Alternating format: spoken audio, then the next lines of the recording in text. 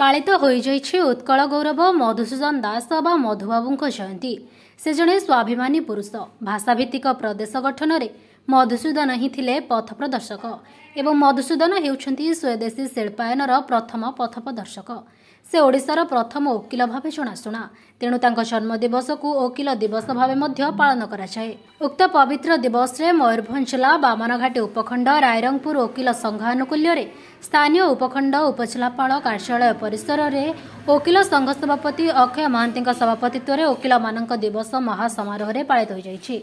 एथिरे मुख्य अतिथि भावे कटक हाईकोर्ट न्यायाधीश कृष्णराम महापात्र जोग दैथिबा बेले सम्मानित अतिथि भावे वकील संघ संपादक मनोज कुमार दास योगदान करथिले। या सहित रायरंगपुर सिविल और दौरा न्यायालयर जज और सब जज उपस्थित थिले।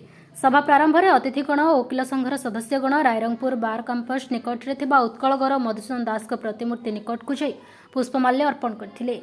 यापर अतिथिगण को पुष्पगुच्छ उत्तरीय दे सम्मानित करा जायथिला। वकील दुष्मंत कुमार बसा अतिथि परिचय प्रदान करबा परे अतिथिगण श्री जगन्नाथ और उत्कल गौरव मधुसूदन दास फटोचित्र में प्रदीप प्रज्वलन करथिले। यापर वंदे उत्कल जननी गान करा जायथिला।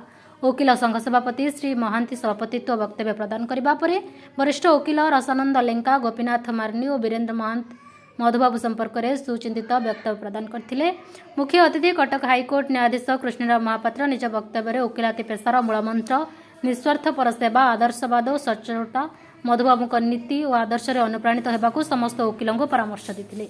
यापर मुख्य अतिथि को सम्मान सूचक उपहार प्रदान कर अवसर में वरिष्ठ आईनजीवी भावे रसानंद लेंका, तुषारकांति कवि, संजीव महांती, रघुनाथ दास, देवाशीष महांती, किशोर कुमार मंडल, उपेन्द्र मंडल, नागेन्द्र नाथ, सुब्रत कुमार गिरी, लक्ष्मी महांती, अर्चना दत्त, एसके रासुल बोकस प्रमुख प्रशंसा पत्र उपढौकन दे सम्मानित करा। सभापति अक्षय महांती रायरंगपुर वकील मानक समस्या असुविधा संबलित दाबीपत्र हाईकोर्ट न्यायाधीश कृष्णराम महापात्र को प्रदान करथिले। इस सभा सभापति अक्षय महांती सभा परिचालना करथिबा बेले सम्मान पद मनोज कुमार दास धन्यवाद अर्पण करथिले। उक्त कार्यक्रम में समस्त वकील, भद्र व्यक्ति तथा निमंत्रित अतिथि योगदान करथिले।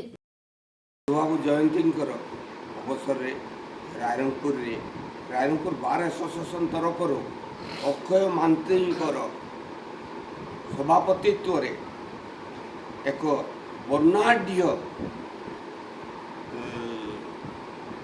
परिवेश भितर आमे मधुबाबू जयंती को पालन करूँ। मधुबाबू जयंती आमर लॉयर्स डे भाव में पालित हो 1948 मसीहा सत्यभामापुर ग्राम रे मधुबाबू जन्मग्रहण करते। से ओडिशार प्रथम वकील एवं ओडिशा रे से प्रथम बारिस्टर भाव में वकील बारिस्टर भाव में से सब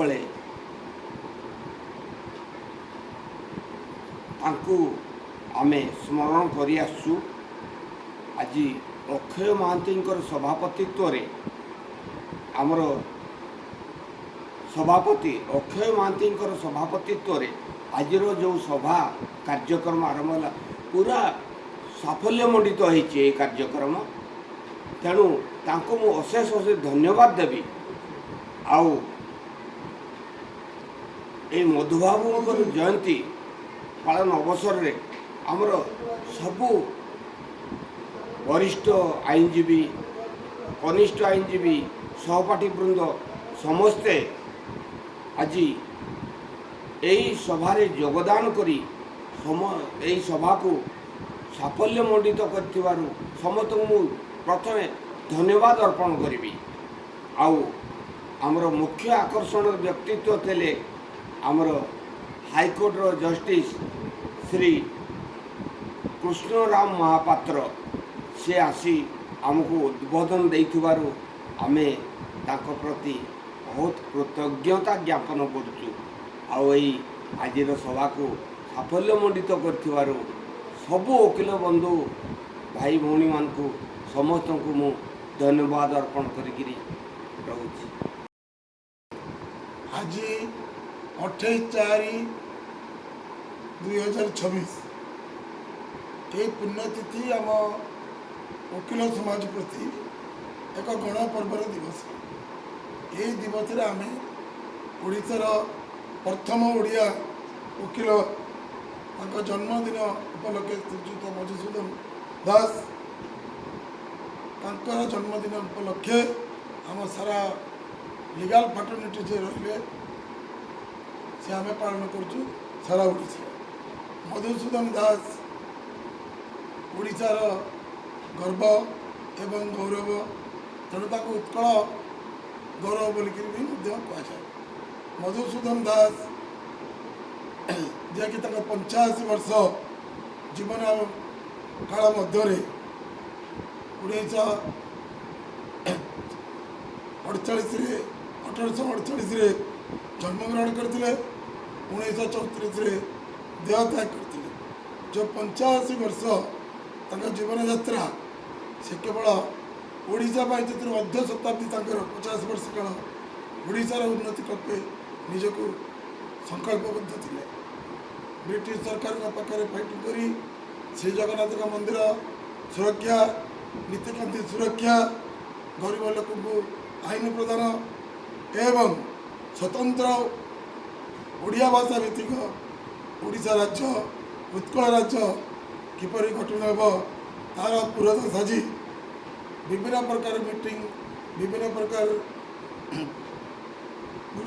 ग्रुपिजम करी ब्रिटिश दरबार में ता उत्थापन करी जिते 1936 ओडिशा प्रदेश गठन है से संवरण कर सकते जेहेतु स्वाभिमान ओडिया एवं से ओडिशार आमर मंत्री थे भल वकिल थे एवं तांकर जो ओडिशा प्रति जो चिंता ओडिया लोक जो चिंता ओडिया लोक जो जागृत करवा एवं ओडियार मुख्य सूत्र समस्त को सामिल करी ओडिया भाषा भित्तिक राज्य गठन करवा ये आम सब प्रति गभीर श्रद्धांजलि आज जन्म पुण्यतिथि देवाई आम रायरंगपुर तरफ एक मधुसूदन जयंती ऑन दि एव ऑफ लॉर्ड्स डे आयोजन करा